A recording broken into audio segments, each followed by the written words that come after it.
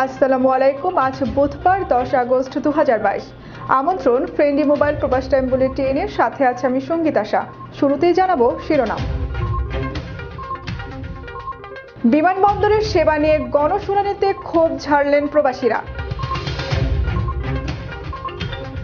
Kuwait ভ্রমণের নতুন নির্দেশনা দিল দেশটির সিভিল এভিয়েশন।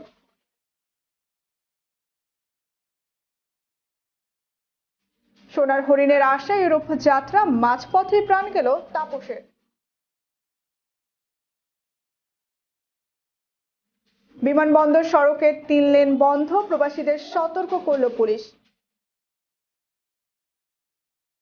সাপ্তাহিক 3 দিন ছুটি উপভোগ করছেন আমিরাতের মানুষ। দর্শক দেখছিলেন শিরোনাম, এবার বিস্তারিত। ওমানে প্রথমবারের মতো মারহাবা রেস্টুরেন্টে মিলছে বাংলাদেশের চিনি ঘোড়া পোলাওর চাইলের তৈরি পুরান ঢাকার ঐতিহ্যবাহী স্পেশাল তেহারি, ভুনা খিচুড়ি, পান্তা ইলিশ, গরুর ভুড়ি ভুনা ও চট্টগ্রামের মেজবানি মাংস। আরও থাকছে সপ্তাহে 4 দিন মাটন কাচ্চি, উটের মাংস এবং বুকিং ভিত্তিতে বিয়ে বাড়ির খাবার। তাই আর দেরি কেন, আজই চলে আসুন রুই হামরিয়ার মারহাবা রেস্টুরেন্টে অথবা অর্ডারের জন্য কল করুন 97992660 এই নম্বরে। বিমানবন্দরে প্রবাসীদের সঙ্গে দুর্ব্যবহার নিয়ে গণশুনানিতে ক্ষোভ ঝাড়লেন ভুক্তভোগীরা। শুনানিতে উঠে আসে বিমানবন্দর কর্মীদের অসদাচরণ, লাগেজ পেতে দীর্ঘ সময় অপেক্ষা, লাগেজ হারিয়ে যাওয়ার মতো অভিযোগ। এতে খোদ বিমানবন্দর পরিচালনা কমিটির চেয়ারম্যানই অভিযোগ তুললেন শীতাতপ যন্ত্রের কার্যকারিতা নিয়ে। কিছু সমস্যার তাৎক্ষণিক সমাধান দিয়ে সিভিল এভিয়েশন বলছে, বিমানবন্দরের দায়িত্ব পালনরত সব সংস্থার সদস্যদের আচরণ শেখানোর উদ্যোগ নিচ্ছে তারা। বুধবার বিমানবন্দরে সিভিল এভিয়েশনের গণশুনানিতে বেবিচক চেয়ারম্যান বলেন, বিমানবন্দরের সাধারণ যাত্রীদের সঙ্গে খারাপ ব্যবহার নিয়মিত ঘটনা হয়ে দাঁড়িয়েছে। যাত্রীদের সঙ্গে যাতে বিমানবন্দর কর্মীরা ভালো ব্যবহার করে, এই জন্য বিশেষ প্রশিক্ষণ কোর্স চালু করা হবে। বিমানবন্দরে কর্মরত ইমিগ্রেশন, কাস্টমস, পুলিশ সবাই এর আওতায় থাকবে। যাত্রীদের কথা চিন্তা করে এটা করা হচ্ছে। যাত্রীদের সঙ্গে খারাপ ব্যবহার করে কেউ এখানে চাকরি করতে পারবে না। গণশুনানিতে বিমানবন্দরের ট্যাক্সি ও সিএনজির দ্বিগুণ ভাড়া সহ নানা ভোগান্তির কথা জানান প্রবাসীরা। এ বিষয়ে মফিদুর রহমান বলেন, এটি আমরা খুব কাছ থেকে মনিটরিং করছি। প্রবাসী ভাইয়েরা পরিবহন সেক্টরের কাছে অনেক সময় প্রতারিত হন। আমরা প্রবাসী কল্যাণ মন্ত্রণালয়ের সহযোগিতায় ট্রান্সপোর্টের ব্যবস্থা করতে যাচ্ছি। এটি প্রাথমিক পর্যায়ে রয়েছে। আমরা শাটল বাসের ব্যবস্থা করব, আশা করছি দ্রুত হয়ে যাবে। শাটল বাসে প্রবাসীরা সামান্য মূল্য দিয়ে টিকিট কাটতে পারবেন। বিমানবন্দর থেকে যাত্রীদের নিয়ে উত্তরা সহ কয়েকটি গন্তব্যে নামাবে বাসটি। এতে যাত্রীরা আর জিম্মি হবেন না। অপরিচিত কারো লাগেজ বা ব্যাগ বহন না করার জন্য সতর্কতা জানিয়ে বেবিচক চেয়ারম্যান বলেন, অপরিচিত কারো কাছ থেকে লাগেজ বা ব্যাগ নেবেন না। যদি নেন তাহলে নিশ্চিত হয়ে নেবেন ভেতরে কি আছে, কারণ এর পুরো দায় দায়িত্ব আপনাকেই নিতে হবে। আপনার আত্মীয় দিয়েছে, এটি আইন শুনবে না। আমাদের এখানে সিকিউরিটি সিস্টেম ভালো করা হয়েছে। অনৈতিক কাজের জন্য কেউ জড়িয়ে পড়লে ছাড় পাওয়ার কোনো সুযোগ নেই। শুনানিতে উপস্থিত ছিলেন বেবিচক বিমানবন্দর সংশ্লিষ্ট দপ্তরের ঊর্ধ্বতন কর্মকর্তারা। গণশুনানিতে টয়লেট ও পানির স্বল্পতা, লাগেজ বেল্টের সমস্যা তুলে ধরে প্রতিকার চান যাত্রী ও সেবা গ্রহীতারা। বিমানবন্দরে সেবার মান বাড়াতে সংশ্লিষ্ট সংস্থাগুলোকে আন্তরিক হওয়ার পাশাপাশি বিভিন্ন পদক্ষেপ নেয়ার আশ্বাস দেন বেবিচকের চেয়ারম্যান। ওমান থেকে শতভাগ নিরাপদ, আকর্ষণীয় রেট ও দ্রুততম সময়ে টাকা পাঠান পুরুষোত্তম কাঞ্জি এক্সচেঞ্জের মাধ্যমে অথবা নিজের মোবাইল দিয়ে রেমিটেন্স পাঠাতে ডাউনলোড করুন পিকে রেমিটেন্স অ্যাপ। যে কোনো সেবার জন্য কল করুন +9689511290।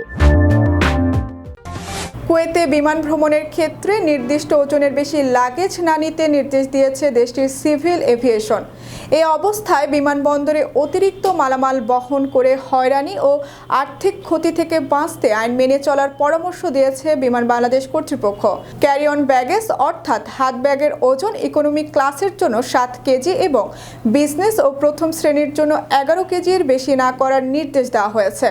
তবে এই আইন সম্পর্কে ভালো ধারণা না থাকায় ভোগান্তিতে পড়তে হয় অনেক যাত্রীকে। অতিরিক্ত ওজনের কারণে গুনতে হয় দ্বিগুণ অর্থ, বিশেষ করে প্রবাসী বাংলাদেশিদের।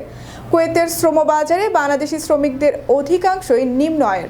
কয়েক বছর পর পর নিজ দেশে ফেরার সুযোগ হয় তাদের, তাই দীর্ঘ সময় পর ছুটিতে দেশে যাওয়ার সময় অনেকেই ওজনের এই নিয়ম মানতে পারেন না।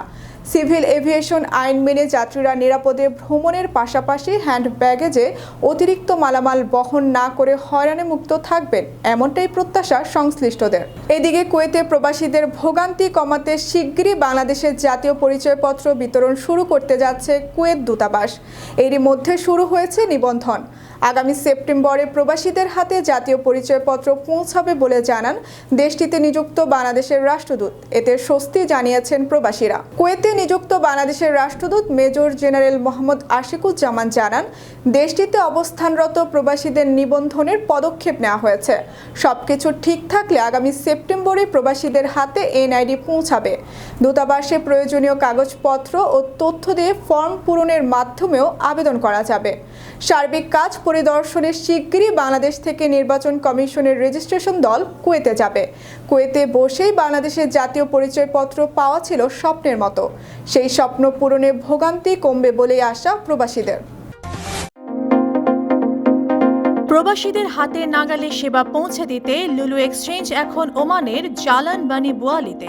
রেমিটেন্স পাঠাতে আজই আসুন জালান অঞ্চলের লুলু হাইপার মার্কেটে আমাদের নতুন শাখায় অথবা কল করুন স্ক্রিনে দেয়া নাম্বারে। সোনার হরিণের আশায় ইউরোপ যাত্রা। মাঝপথে না ফেরার দেশে পাড়ি জমালেন সুনামগঞ্জ জেলার যুবক তাপস। সূত্রে জানা গেছে, সিলেটের সুনামগঞ্জ জেলার ধর্মপাশা উপজেলার তাপস চন্দ্র দাস নামের এক যুবক কয়েক বছর আগে তুরস্ক হয়ে গ্রিসে যান। সেখান থেকে স্বপ্ন দেখেন ইতালি যাওয়ার। গ্রিসে বসবাসকারী বাংলাদেশি এক দালালের মাধ্যমে চুক্তি করেন গ্রিস থেকে সার্বিয়া যাওয়ার। কথা ছিল পরে সার্বিয়া থেকে অন্য দালালের মাধ্যমে যাবেন ইতালি।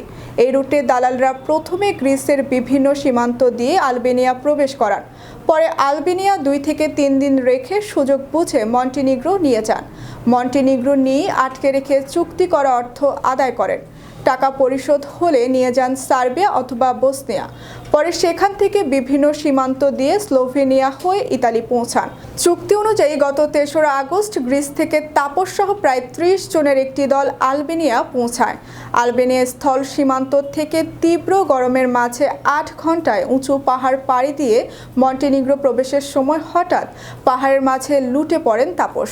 এ সময় তার মৃত্যু নিশ্চিত ভেবে দালাল সহ অন্যান্য যাত্রীরা তাকে রেখেই চলে যান। তার সঙ্গে থাকা পরিচিত 2 জন অনেক চেষ্টা করে তার কোনো সাড়া না পেয়ে তারাও চলে যান। তবে তারা একটি ভিডিও করে গ্রিসে থাকা স্বজনদের কাছে পাঠিয়ে ঘটনাটি জানান। ইউরোপের দেশ গ্রিস থেকে সীমান্ত পাড়ি দিয়ে ইতালি যাওয়ার পথে এভাবেই মৃত্যুর কাছে হেরে যান তাপস। আর শেষবারের মতো প্রিয়জনের মুখটি দেখারও সুযোগ পেলেন না তার পরিবার। এভাবে দালালের মাধ্যমে অবৈধভাবে বিদেশ না যেয়ে ভালোভাবে জেনে বুঝে বিদেশ যেতে পরামর্শ দিয়েছেন অভিবাসন বিশেষজ্ঞরা। সেক্ষেত্রে আপনার বিদেশ যাত্রা সহজ ও নিরাপদ করতে ব্যবহার করতে পারেন সেফস্টেপ নামক মোবাইল অ্যাপ, যেটি আপনাকে বিদেশ যেতে সঠিক তথ্য দিয়ে সহযোগিতা করবে। এদিকে হৃদরোগে আক্রান্ত হয়ে সংযুক্ত আরব আমিরাতে মোহাম্মদ আলী হায়দার বাবু নামে এক বাংলাদেশি প্রবাসীর মৃত্যু হয়েছে। 9 আগস্ট স্থানীয় সময় দুপুর 2টার দিকে শারজাহ রুলাতে সুক আল মাতোয়া নামক এলাকায় তিনি মারা যান। মোহাম্মদ আলী হায়দার বাবুর বাড়ি চট্টগ্রামের হাট হাজারীর গুমানমদ্দনের 4 নম্বর ওয়ার্ডে। তার বাবার নাম মহরুম নবী হোসেন। জানা গেছে, জীবিকার তাগিদে 9 মাস আগে বাবু মধ্যপ্রাচ্যের দেশ সংযুক্ত আরব আমিরাতে পাড়ি জমান। সেখানে তিনি একটি দোকানে কর্মরত ছিলেন। রাজধানীর বিমানবন্দর এলাকায় চলমান বাস র্যাপিড ট্রানজিট প্রকল্পের কাজের জন্য বর্তমানে 3 লেনে গাড়ি চলাচল বন্ধ রয়েছে। এতে সড়কে প্রায় তীব্র যানজটের সৃষ্টি হচ্ছে। এমতাবস্থায় বিমানবন্দরগামী যাত্রীদেরকে হাতে অতিরিক্ত সময় নিয়ে যাত্রা শুরু করার অনুরোধ করেছে ঢাকা মেট্রোপলিটন পুলিশের ট্রাফিক বিভাগ। এক্ষেত্রে খিলক্ষেত হয়ে উত্তরা ও গাজীপুরগামী যাত্রীদের পর্যাপ্ত সময় হাতে নিয়ে ওই সড়কে চলাচল করার জন্য অনুরোধ করা হয়।